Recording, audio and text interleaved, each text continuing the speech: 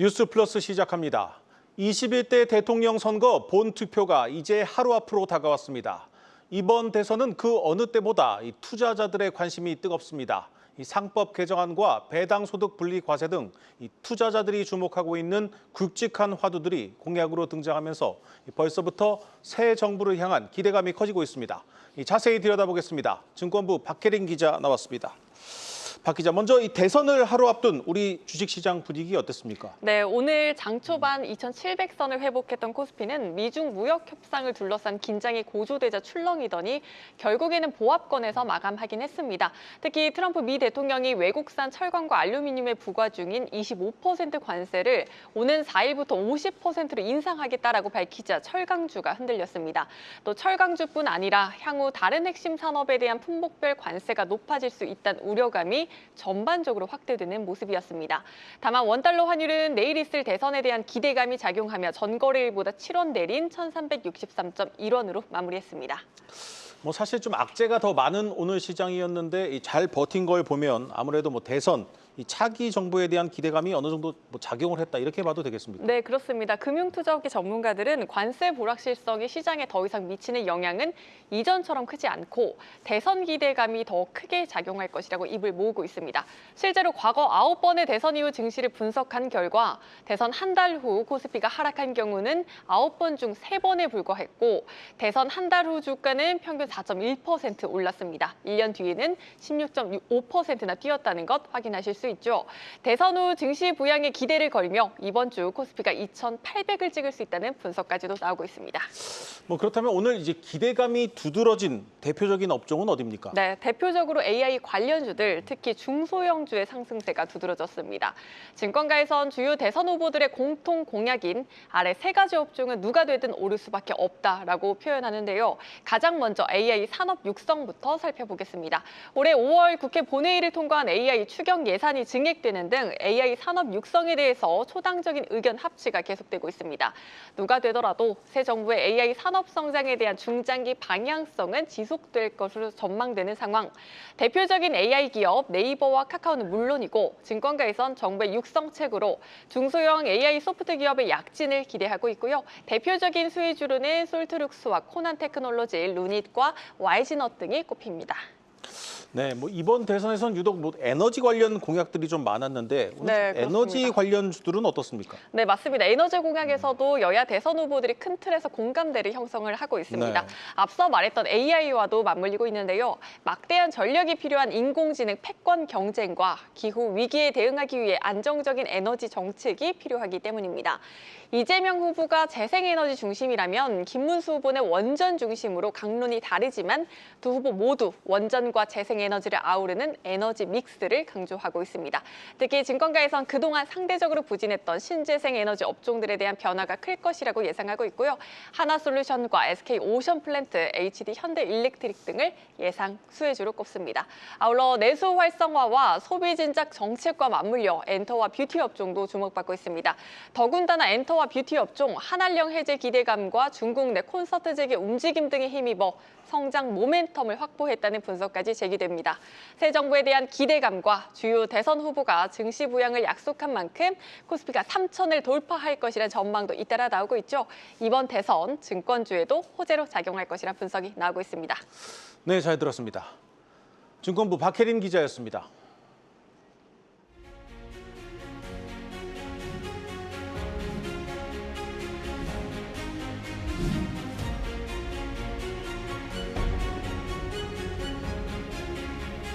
길게 봐서 5,000포인트를 충분히 넘길 수 있다고 생각됩니다. 그 HMM 회사도 부산으로 옮겨오도록 하겠습니다. 재생에너지 중심 산업으로 대대적으로 개편하자. AI나 딥테크 같은 첨단 산업과 미래 기술에 대한 전폭적인 투자가 이번엔 마지막 날 유세에 나선 대선 후보들 소식 알아보겠습니다. 국회에 나가 있는 대선 취재팀 연결합니다. 유호성 기자, 이 민주당 이재명 후보는 오늘 이 정치적인 고향 성남을 찾았는데 지금 가장 심각한 문제 민생이라고 꼽았네요. 네, 이재명 후보는 경기도 성남시 기자회견에서 대통령 취임 후 첫 번째 업무로 무엇을 지시할 것이냐는 질문에 민생 회복이라고 답했습니다. 취임 후 해결해야 할 문제가 산적해 있지만 그중에서도 경제 회복이 무엇보다 중요하다고 진단한 건데요. 이 후보 발언 들어보시죠. 개혁해야 될 과제는 각 부문에 많이 산적해 있죠. 그러나 지금은 더 급한 것이 민생 회복이다, 경제 회복이다라고 생각됩니다. 개혁은 기본적으로 갈등을 수반하게 되는데 일단은 반드시 해야 될 일이긴 하지만 우선 순위에서는 일단은 경제 회복, 민생 회복에 주력해야 되지 않을까 그렇게 생각합니다. 국민의 이익을 가장 중심에 두는 실용적인 협상과 정책을 구상해 나가겠다며 우리가 특별히 부족하지는 않을 것이라고 말했습니다. 다음으로 이 국민의힘 김문수 후보, 오늘 이제 보수 지지층 결집을 위한 이 총력전에 나선 분위기입니다. 네, 김문수 후보는 부산역 유세 현장에서 이준석 후보와 단일화를 성사시키지 못해 송구하다고 밝혔습니다.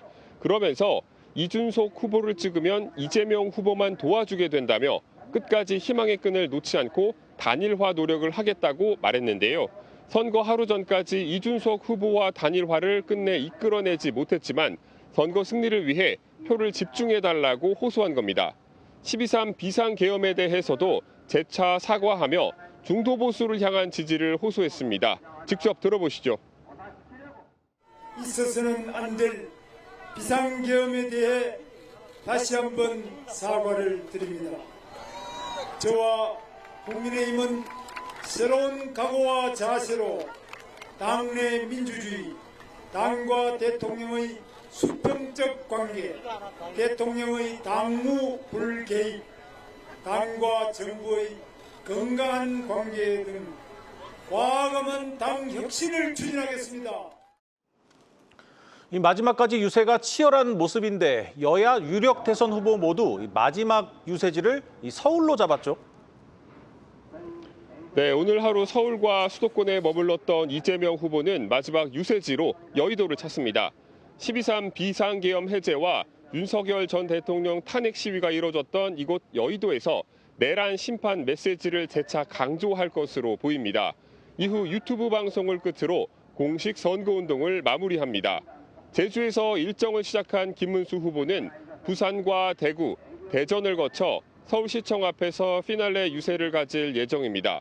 김 후보 측은 여론조사 공표 금지 기간에 민심이 많이 넘어왔다고 기대하면서 서울 홍대와 강남에서 자정까지 거리 인사를 돌며 마지막까지 지지를 호소할 계획입니다. 지금까지 국회에서 한국경제TV 유호성입니다.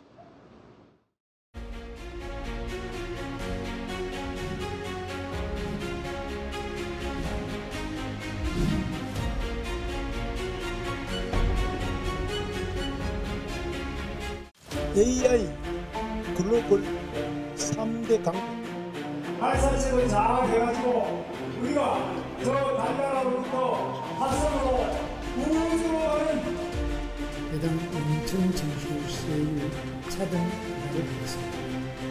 반도체 특별법을 통과시킬 수 있도록 그것은 주요 이 트럼프발 관세 폭탄의 여파가 우리 수출을 강타하면서 기업들의 공포가 커지고 있습니다. 이제 시작일 뿐 앞으로가 더 걱정입니다. 산업부 장슬기 기자 나왔습니다. 장 기자, 이 주력인 반도체 수출이 크게 늘었는데도 이 5월 수출이 전반적으로는 마이너스 성장을 기록했습니다. 이 가장 큰 원인이 뭡니까? 네, 일단 지난 5월 수출은 지난해 같은 기간보다 1.3% 감소한 572억 7천만 달러를 기록을 했습니다. 네. HBM을 포함한 고부가 메모리 제품과 스마트폰 수출 실적은 좋았는데요. 자동차와 석유 제품 수출이 지난해보다 크게 빠졌습니다. 특히 이 대미 수출이 큰 폭으로 줄어든 것이 전체 실적에 영향을 줬습니다. 트럼프 미국 대통령의 자동차와 철강과 같은 이 품목 관세가 본격화되면서 15대 주력 수출 품목 중에 무려 10개 품목이 마이너스를 나타냈습니다. 이 문제는 마이너스로 꺾인 수출 회복이 쉽지 쉽지 않을 것이란 점입니다.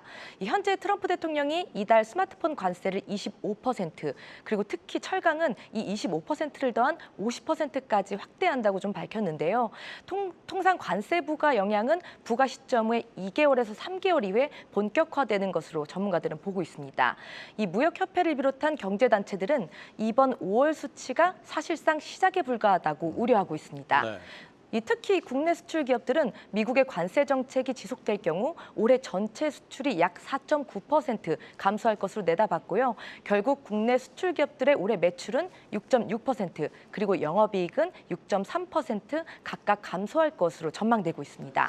이 철강의 경우 이제 50% 관세는 뭐 사실상 미국에 팔지 말라는 얘기인데 뭐 여기에 스마트폰 품목 관세까지 좀 갈수록 걱정거리가 더 늘고 있습니다. 맞습니다. 이 상호 관세는 국가 간 외교 협상에 따라서 좀 달라질 수 있기 때문에 현재 유예 시점인 7월 전까지 협상 시간을 좀 벌었다 이렇게 보고는 있는데요. 네. 하지만 이 품목 관세의 경우에는 모든 수입품에 대해 국가 상관없이 동일하게 관세율이 적용되고 당장 오는 4일 시행입니다.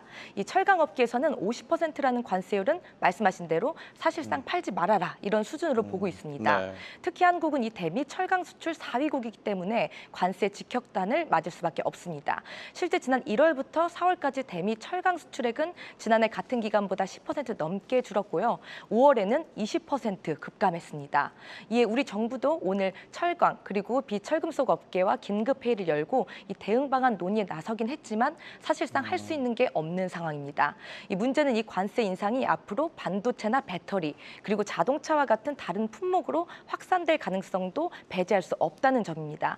결국 이 수출 부진이 더욱 심각해질 상황에 놓이게 되는 겁니다. 네.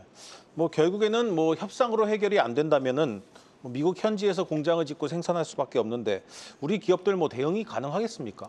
네, 사실 이 트럼프 대통령의 메시지는 간단합니다. 미국에서 생산해서 미국에서 팔라는 겁니다. 네. 때문에 우리 기업들도 미국 현지 생산을 늘리는 현지화로 좀 대응에 나서고 있는데요. 대표적으로 현대차 그룹의 경우 현대차 엘라베마 공장에 이어 기아 조지아 공장 그리고 3월에 준공한 메타플랜트 아메리카까지 현지 공장을 최대한 활용하고 있습니다. 특히 이 메타플랜트의 경우에는 연 생산 능력이 30만 대인데 이를 단계적으로 50만 대 수준까지 확대한다는 전략입니다.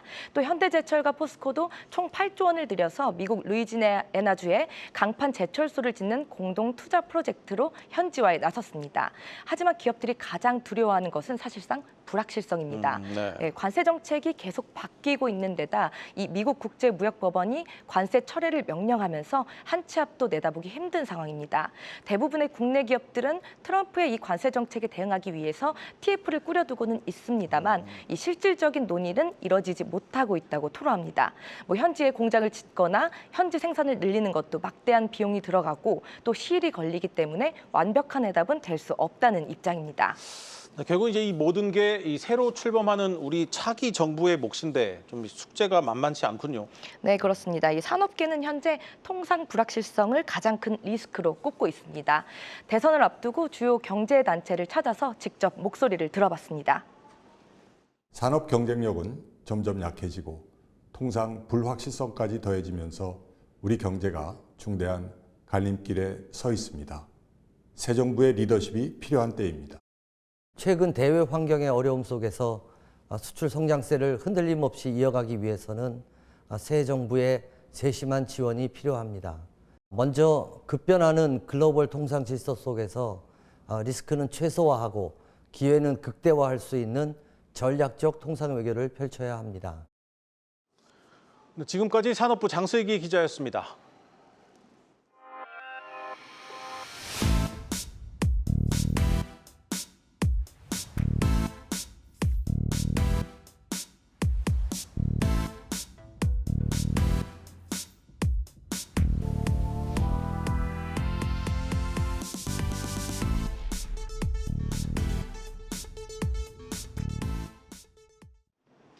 급격한 경기 둔화에 미국발 관세 전쟁의 여파까지 겹치면서 돈 빌리는 기업들이 많아졌습니다.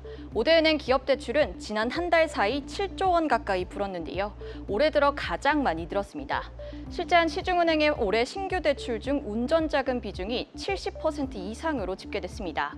평년에 비해 올해 인건비, 원자재비 같은 당장 필요한 운영자금, 쉽게 말해 급전을 빌리는 기업들이 늘었던 겁니다.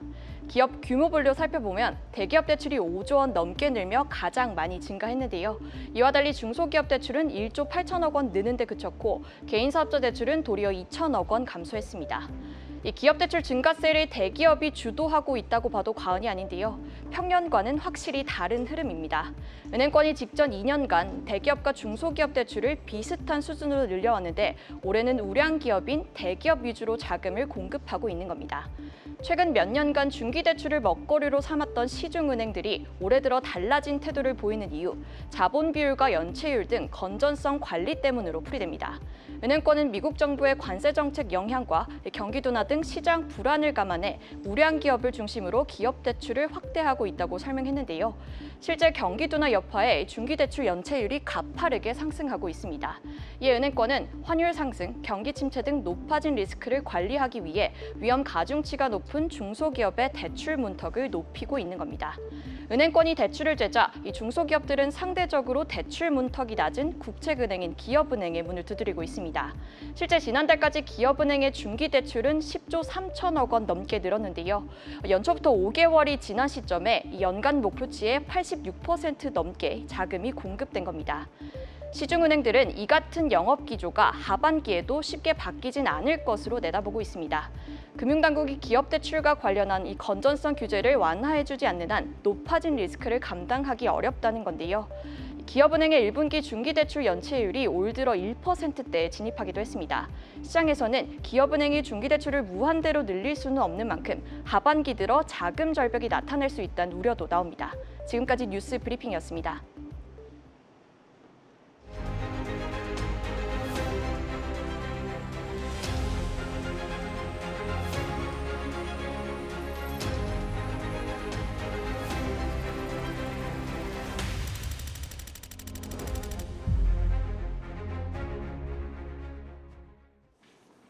이 차기 정부는 경제 살리기를 최우선 과제로 출범 직후부터 각종 대책들을 쏟아낼 것으로 예상됩니다.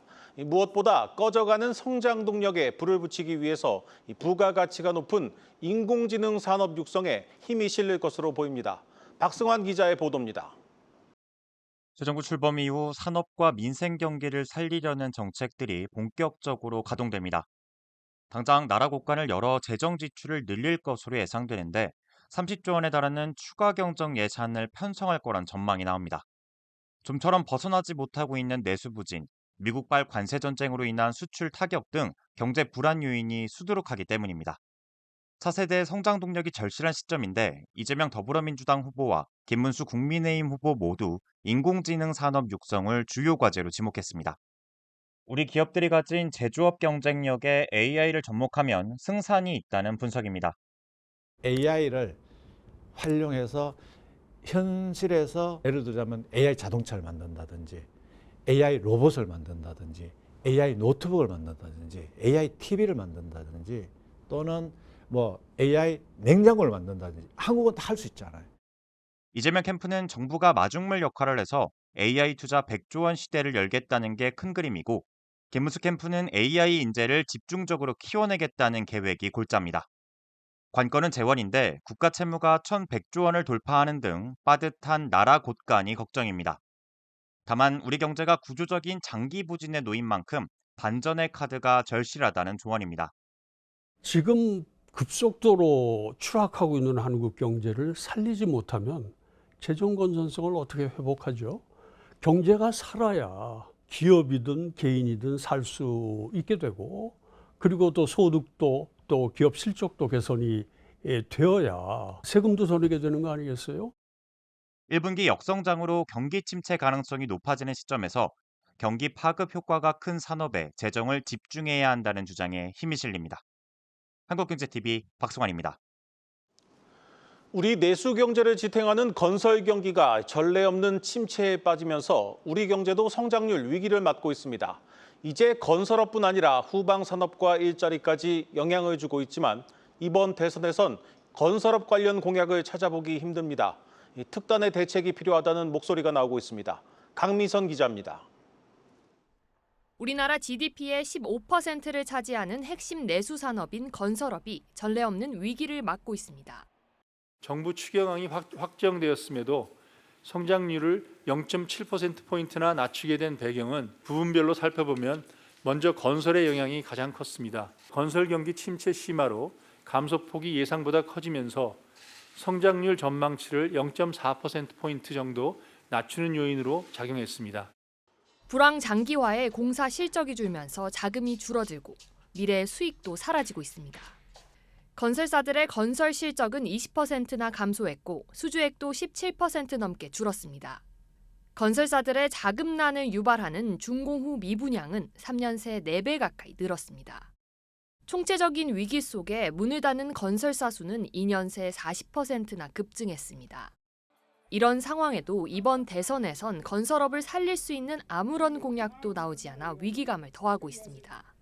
모든 주택에 대해서 양도세를 영구히 면제했던 시절도 있었고요. 그런 수준까지의 파격적인 조치를 하지 아니하면 어느 정도 효과가 나타나기는 어렵지 않겠냐. 파격적인 대책을 내놔야 시장도 확신을 갖고 충격을 받으면서 건설업의 위기는 시멘트나 건자재 등 후방 산업으로도 번지고 있습니다.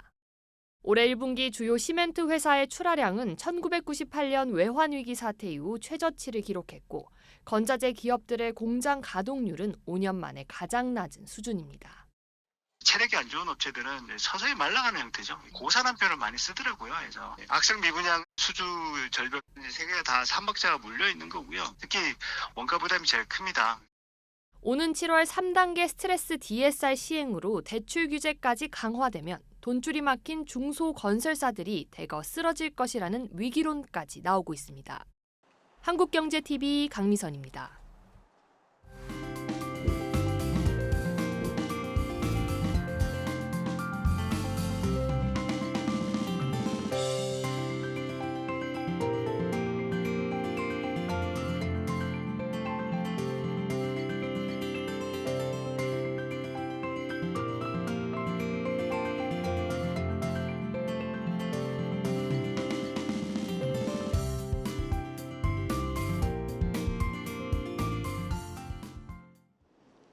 오늘 준비한 뉴스 플러스는 여기까지입니다. 함께해 주신 여러분 고맙습니다.